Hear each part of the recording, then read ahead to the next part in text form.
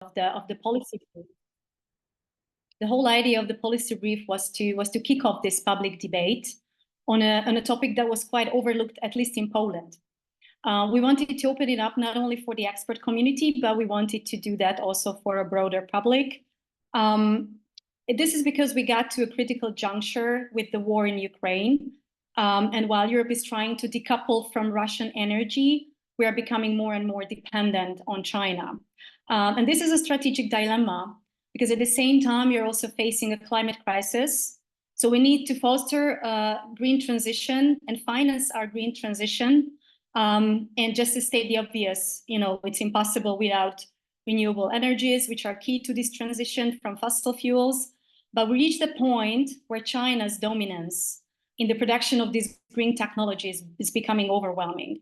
So that's what the brief is about, and how the EU is extremely dependent on China when it comes to mining, processing these critical raw materials. And just to start us off, I'm going to give you some numbers in the global context, then I'm zooming into Central and Eastern Europe. So what's concerning is like 80% of the components for wind turbines is produced in China. 97% of silicon wafers for solar panels are produced in China.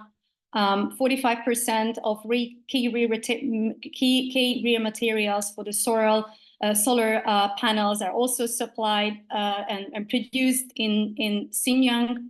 This is this region where it is known from the genocide of Uyghur Muslim minorities.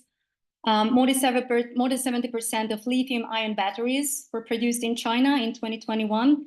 And last but not least, China is refining over 90% of the world's graphite, and that's what we use in almost all electric car anodes. So this is the global picture in a nutshell. And speaking of our region, why we're particularly exposed to this problem, like Hungary and Poland, that I'm going to talk mostly about, I'm going to give you 3 examples why. First is that the electric car battery production capacity is key. And here, Hungary and Poland are racing to lead Europe and Europe's shift to electric cars. And for that, our continent has to double down on lithium-ion battery production. And Poland and Hungary have the greatest potential for that within the EU.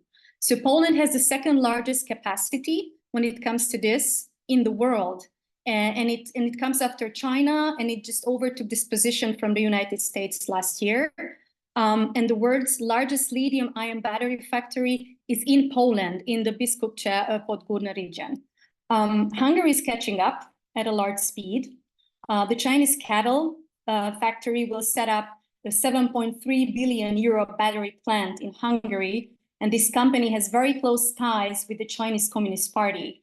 There are also new Chinese investments by EV and other Korean companies, which means that Hungary is eventually going to overtake this position from Poland in a couple of years. The second key aspect is the Chinese electric car production, because the dominance of the China's automotive industry in this region is also on the rise. So Hungary and Poland are outspacing like Slovakia and Czech Republic in this regard when it comes to these investments from China. And the flagship project in Poland is the Izera project. And the Polish state-owned company, the Polish Electromobility, signed an agreement with the Chinese company, the Healy Golding Group, to produce this technology for Izera. This Polish firm will build its first electric car factory in Jaworzno, and the production is scheduled by the end of next year. This company, this Chinese company, is also on the Ukrainian list of sponsors for the Russian war. And this company also entered European markets thanks to Hungary, because the Hungarian government was encouraging to sign an agreement with a Hungarian car importer. So Geely has just distributed premium electric cars in Czech Republic and Slovakia, thanks to that. Also, Chinese Shanhua Automotive will build a factory in Poland to produce special components for electric car and hybrid cars. It will be located in the Katowice special economic zone. And as for Hungary, the Chinese electric car giant, the BYD, will build its first European car manufacturing plant in Poland. This is not happening in a vacuum. It is strictly dependent on the export to Germany and the German automotive companies. So this is also fueling German-Chinese trade. And another aspect why it's problematic because of the U-turn of the European Commission. So Brussels has started to investigate subsidies for Chinese electric car manufacturers to stem down the flow of cheap electric cars into Europe. And the third and last aspect, there are many others, but I wanted to highlight these three, is the solar panel market, where China plays a very important role to lower the costs of the solar panels. Like in Poland, for instance, it lowered the cost to 1/8 in contrast to 2008, which is huge. And the domestic demand for these solar panels is constantly growing. And according to the data we have, more than 70% of these solar panels are somehow being manufactured in China. And in Hungary, the situation is even more complex because those companies that are going to build the battery and electric car factories, they're going to build their own solar power plants in Hungary. We're talking about billions of dollars investment, and that would also benefit the cronies of Prime Minister Viktor Orban, who will be working as subcontractors in this project. So there are other Chinese investments. I don't want to bombard you with more numbers. I'm just going to wrap it up with the risks, why it is problematic, because it all comes, as I said, with a huge democratic security risk for our region and Europe as a whole. Because just like Russia, Beijing is also weaponizing these interdependence structures. It is using economic leverage to achieve political goals. And we have tremendous amount of evidence on that. Like in 2010, China cut off rare earth material exports to Japan because of a territorial dispute. With Lithuania, there was also, among others, some coercive economic actions after that was Lithuania showed support towards Taiwan. So China is obviously wants these countries to change their policies that are important for the Chinese Communist Party. And the bottom line is that without appropriate countermeasures, our region and the EU will become fully dependent on China by 2030, according to the data we have today. And while this relationship might be a little bit different than with Russia, the scale will be very similar to how European nations became dependent on Russian energy before the war. And this could undermine also the future viability of European markets. And these dependencies are not going anywhere. So we need to try to find a way to mitigate them if we cannot fully eliminate them. And the good news is that things are moving in the EU. I'm sure we're going to talk about it later. There is openness to discuss and to de-risk this problem. But the point is that we need more and better responses on the national level too. And for that, I have some recommendations that I would like to discuss probably during the Q&A. So I'll just stop here and hand it over to Adam. Thank you. Thank you very much, Edith. Thank you. Berta, it's your turn now.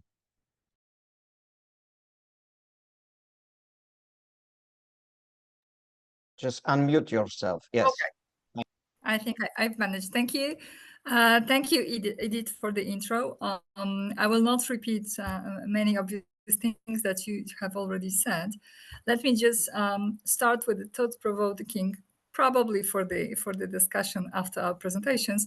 But I have a feeling that is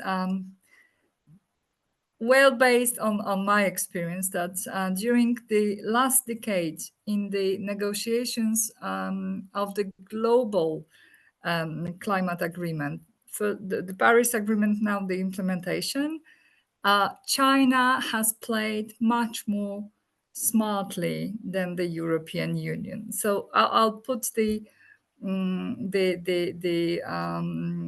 point here, and that actually brings us to the place where we are now, where European Union has framed the European Green Deal as such, a growth policy that was implemented to boost the economic growth of the Union by covering all of the policies and all of the spheres that the European Union's economics is influencing. Also, almost defining the European way of living, making sure that us Europeans are the very ecological people, are very much caring about the future of the planet as such, and us Europeans as a whole, we are leading our nation, all of the nations, to the one direction of saving the planet. China, during those times, were saying that they are a developing country, that they need time, that they cannot get rid of the fossil fuels as we were pushing for. And now, as Edith rightly said, China is number one in the production of many of the climate-friendly technologies. We have the European Green Deal. Let's go back to Europe again. And the European Green Deal is a challenging policy for sure, challenging for many countries. It is not like 27 countries of the European Union are in the same position, and of course Poland is, as always, at the bottom of the table, with the challenges we have to our energy sector and energy transformation.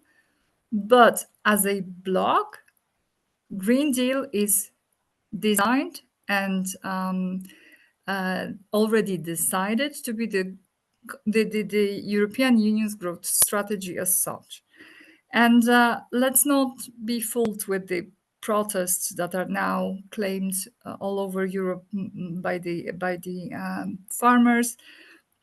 If anything changes, that will be just the small changes in the agricultural policy. But I'm pretty sure that European Union would get back to this during the next term of the next Commission. So it is already decided. The law is there in place. There are instruments, financial instruments in place, and now we will see the 5 years of strict implementation of the European Green Deal into policies also of the single countries.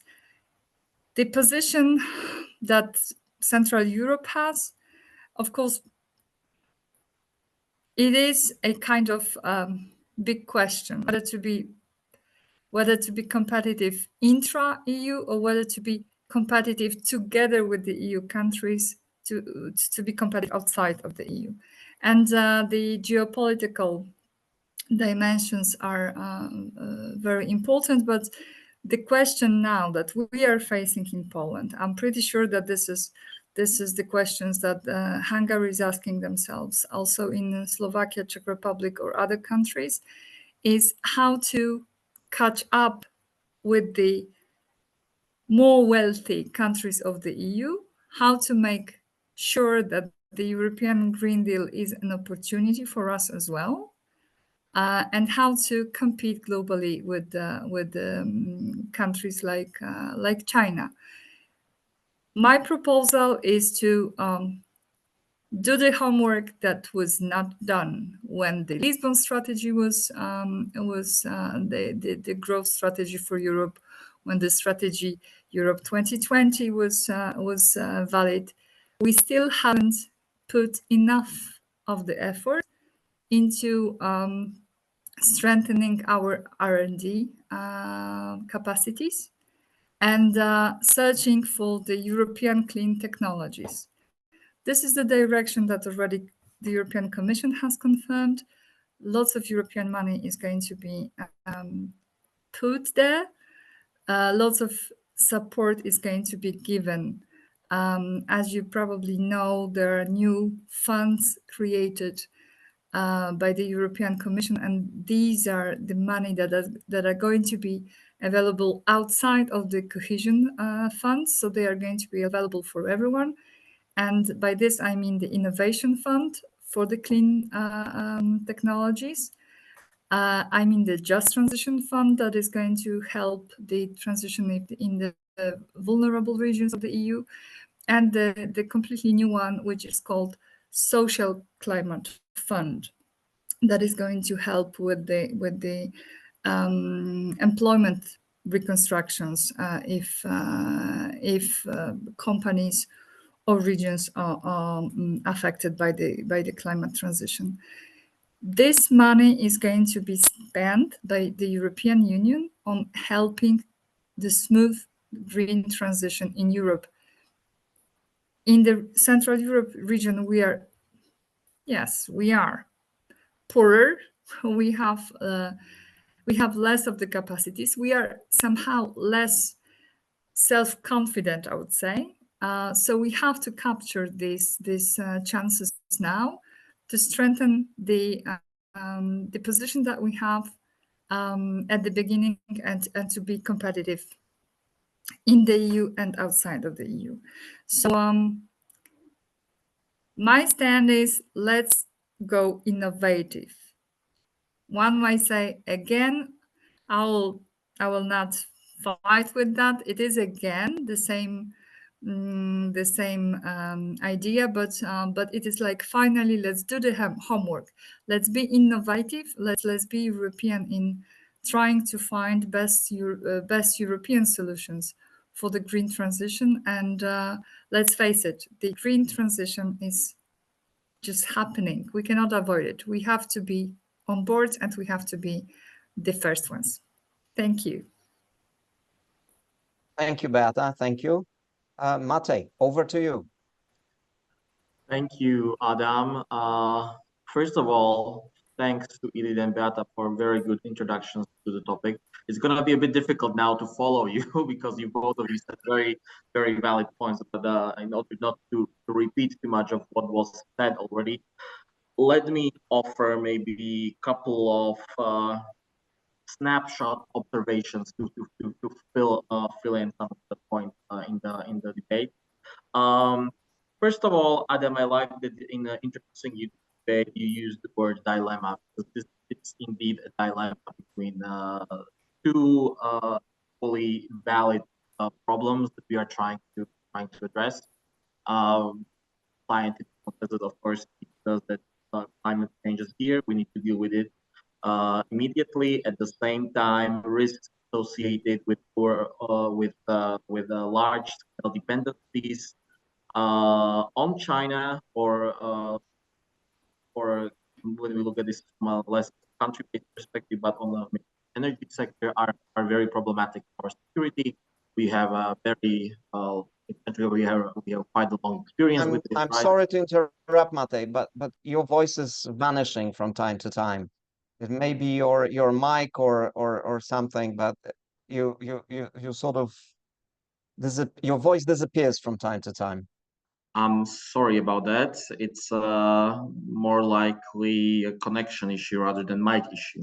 But I will try to speak louder so that it doesn't disappear as much. Anyway, yeah. So dependency issues and energy, we have of course a quite long experience with that in Central Europe. We've seen what kind of problems it leads to with regards to fossil fuel dependencies in Russia, and with regards to green technologies, green energy technology in China. It's more or less the same problem and same question that we are seeing. So it poses a very important question on how to address both issues, which are of utmost importance at the same time, or another question that to what extent are we willing to compromise one goal in favor of the other? Hence the dilemma. I don't have an answer to that. That's for our political representation to solve, which is of higher priority. But when we are looking at the dependency risk issue, we have to look at this problem with green technology not just as merely a simple question of buying the products from somewhere else, right? It's a sort of whole of supply chain problem. It's not merely enough to work towards moving the producers of the final products to a different country, right? This is a very deep supply chain that we are looking at, and we need to make sure that the dependence on China is not so prominent, not only in the final purchase stage, but in the overall production. Edith raised a lot of mentioned a lot of important data points here on raw materials, and the fact that China is prominently placed not just in the technology production but also in the sourcing of raw materials, which is which if we don't deal with the both aspects of this dependency, the problem will still be on the table. It will maybe be just moved to a different place within the supply chain. So this is sort of one crucial observation. Of course, it's when we are talking about raw materials, it's not only a problem of economic security for us. It raises also moral issues. 45% of solar-grade polysilicons are being produced in Xinjiang, which has been recognized as a location where crimes against humanities are committed. This is no longer just something that that researchers say. This is a recognized fact by the UN.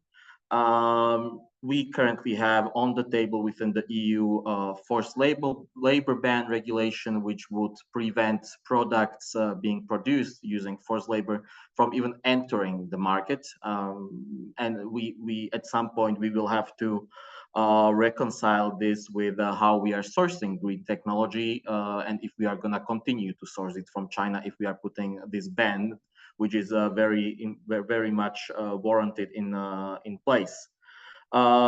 Second observation with regards to Central European region, obviously automotive industry is a very important backbone of our economies.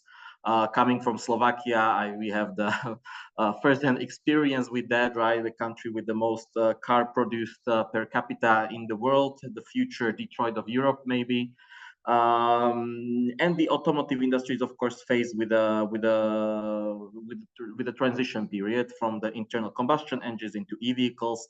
At the same time, we are seeing changing patterns of production and consumption of cars within China itself. Until now, China has been a very important market for car producers based in Central Europe.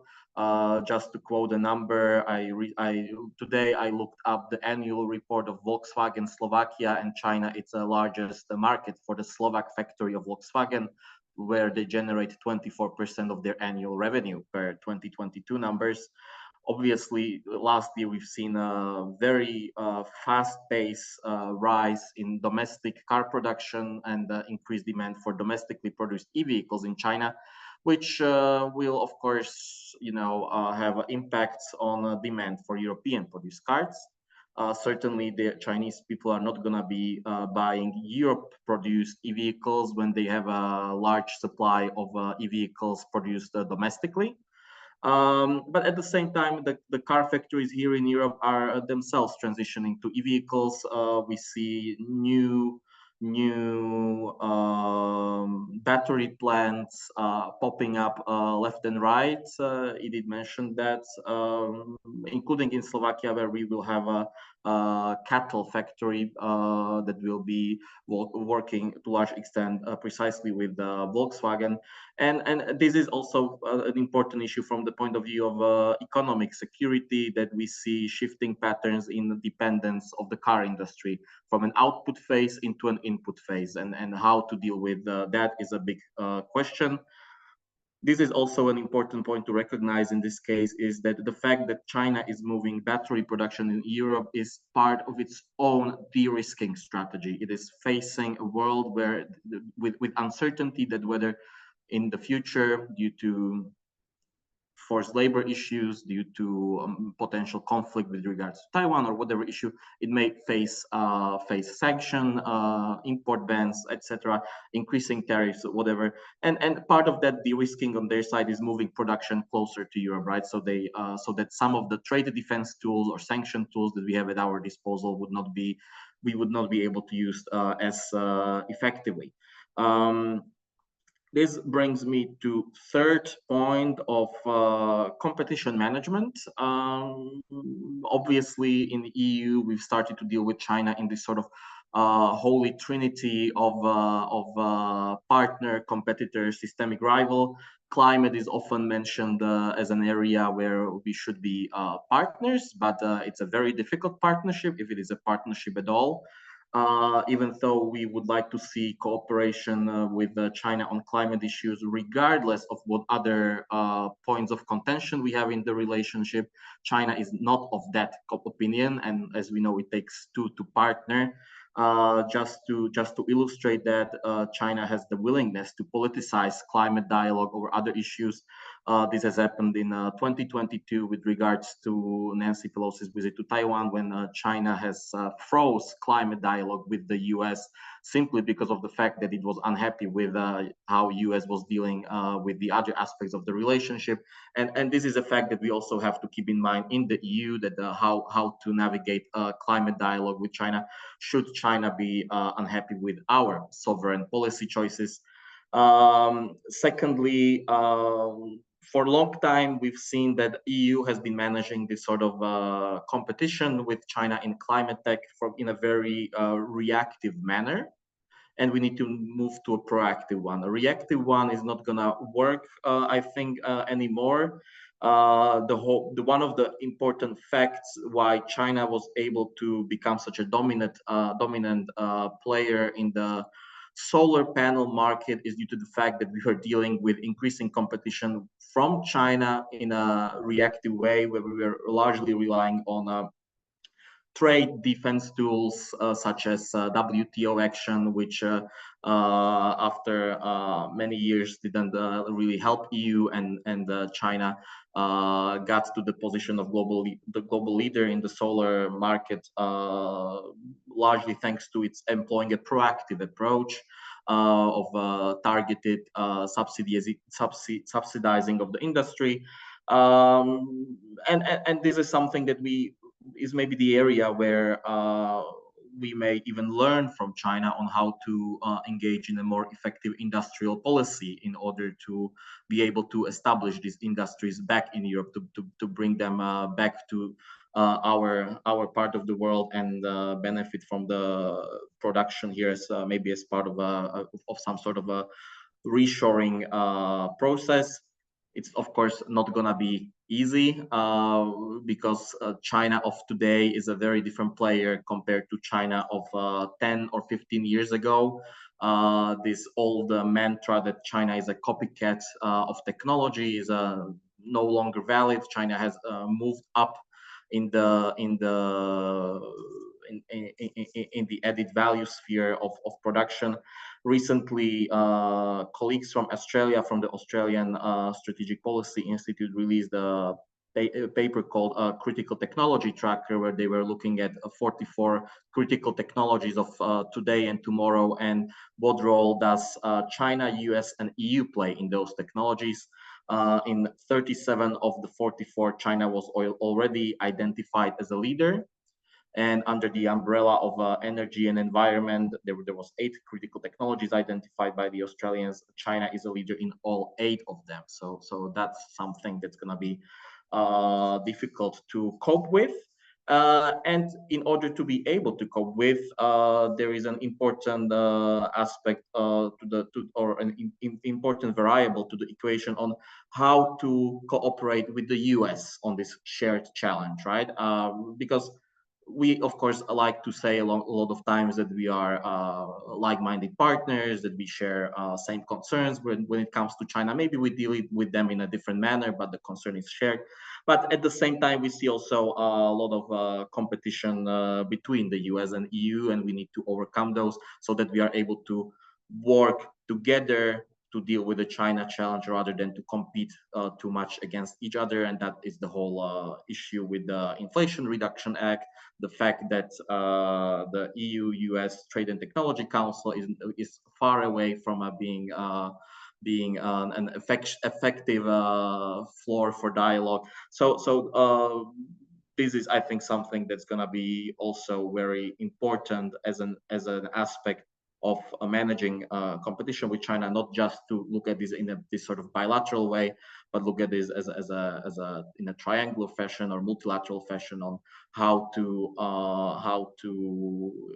improve our mutual economic openness with like-minded partners, with the aim to create space in which to offset the negative economic impacts of the de-risking. Thank you very much. This was all very, very interesting, and I have to compliment you on sticking to the time perfectly. You know, you're bang on time, which leaves us really open to an off-the-record part. But before we do that, I would like to ask you all to switch on your cameras, because my colleague Natalia is going to take a picture of all of us discussing this pertinent subject. So please switch on your cameras for a moment.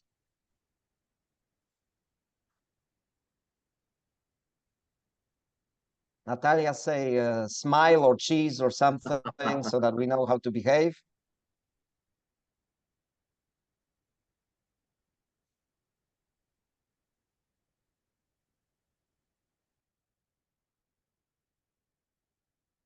Okay, I'm told the picture is done. Thank you all very much. You can go back to your camera off mode, and we're also going to stop the recording.